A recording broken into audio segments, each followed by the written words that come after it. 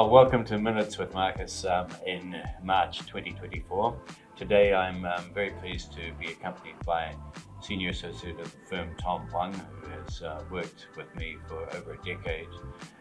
Tom, welcome to Minutes with Marcus. Hi Marcus, thanks for inviting me to your show. The pleasure is all mine, and as you would say in Mandarin, 不客气. Yes, 不客气. Yeah. So look, Tom, just a bit of background about yourself. Prior to becoming a lawyer, what did you do? I did a lot of things prior to be part of the Queen City Law team.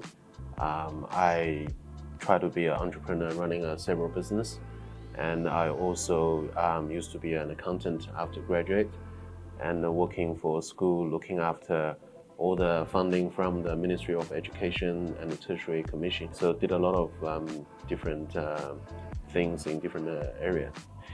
I think 97% of Kiwi businesses are small to medium enterprises. Exactly. Did you have experience running your own little business before? Yes, I ran a small bottle shop in the downtown area, and also ran a cafe before. That was almost 20 years ago. Hard work? Yeah, very hard. It's really hard running a small business. Was this bottle store down on Princess Wharf?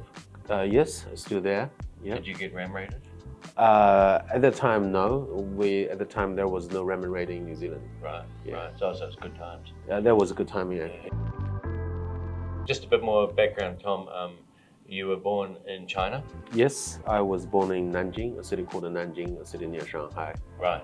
Yeah, that was the older capital of China. Oh. Yeah, yeah. And can you speak Cantonese? No, unfortunately, but I can understand most of them. Right. Yeah. Do you speak Mandarin? Yes, I do. And you read and write fluent? Yeah, read and write fluent. So you're proud of your Chinese heritage? Certainly I am. Yeah. Nice. I think it's time to also announce that Tom will be joining myself as a director of the firm in a few weeks at the start of the new financial year, which happens to be April Fool's Day, but that's just incidental. So we're very, very proud of Tom's achievement. You know, he came in as a young puppy, and now he's probably, I think, the most experienced and most admired Chinese lawyer practicing in all of New Zealand, I believe. And Tom will, of course, being the humble guy that he is, deny this, but we know from dealing with various developers and a lot of the banks and a number of the other clients that we represent how highly respected Tom is. So we're really delighted at his promotion and having watched him develop into a real leader. And I can say one thing about Tom in this firm: he is admired by every single person, from the receptionist through to the practice manager. Everybody has had a positive relationship with Tom because his cultural makeup and his beliefs, he treats everybody with great respect, and that always becomes a two-way street. A bit more, Tom also has a part-time job where he works for one of New Zealand's biggest property brokerage operations called Reesby. I guess, Tom, that gives you an insight into the law that would be much deeper than other lawyers in the areas of, say, property development and finance. Can you tell us a bit about that? Yes, of course I can. But firstly, thank you very much for offer me this wonderful opportunity to be part of Queen City Law, and much appreciated indeed. And hopefully I can serve you for another 20 years in future. It might be the other way around, Josie, but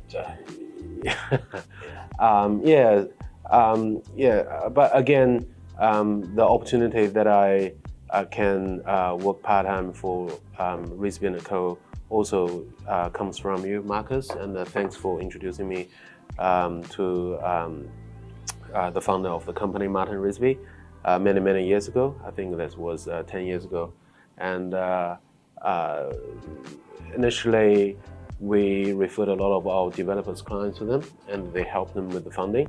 And we had a good result, positive outcome for developers. But at the time, obviously, that was the best time for New Zealand property market. So everyone is winning. And then later on in 2017, I joined the company as an external consultant. So I learned a lot in the last 7 years by from a totally different angle as with the financier head rather than with the lawyer head. Yeah, so that gives me a very deep understanding of the property finance market, how it operates, and how, as a lawyer, you should be careful when you read the loan document to see whether you are captured by the lenders in various ways. So Tom, with I guess in a rising market, when all the boats rise, and then what we've been through over the last few years, where the tide's gone out for some of these developers, are some of them struggling to finance their projects at the moment? Yes, very much, because the high interest rate, especially the New Zealand government is the first government raised the OCR, the official cash rate, quite significantly in the last 2 or 3 years. So that pushed all the interest rate gone up, and then the developers, all the property investors, they all suffer from this interest. Recently, I think you've had a couple of, I know one of your clients has developed 600 sections up north, and at a time when we've had critical housing shortage in New Zealand, and I know that basically immigration are being pretty dicky in their approach to the processing of one of them got approved and the other one's taken too long.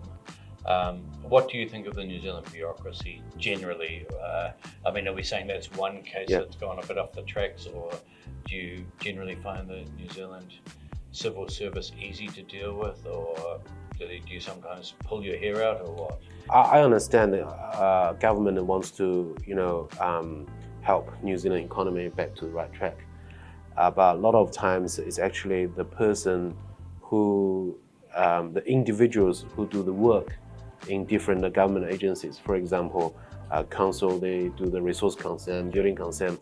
If you look at the news today, even Amazon, they have a problem with the New Zealand council, Auckland Council, in terms of getting a resource consent because of the stormwater. So this is in New Zealand here today. Is this for a data center? For data center. And so they're saying the infrastructure's buggered and they can't. Flooding thing and the stormwater. So that causes delay on the resource consent to be granted. And similarly, like for instance, immigration.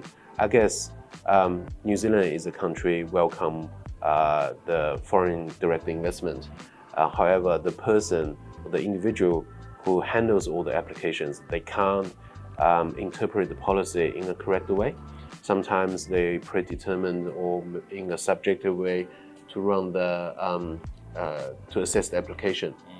So that's what I found in the problem. It's the actual individual who dealing with those things, causing a lot of bureaucratic problems, headaches. And with the Queen City Law and the team here, do you enjoy coming to work every day? Yeah, absolutely.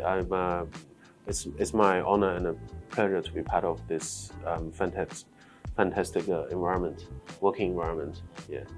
Yeah, I feel the same way too. Tom, in the Chinese zodiac, I understand that this year is the year of the dragon. Yes. And what does it mean for us? What are we going to experience? Dragon. The year of dragon usually means you have a wonderful year ahead. You're gonna have a healthy and wealthy year in the year of dragon.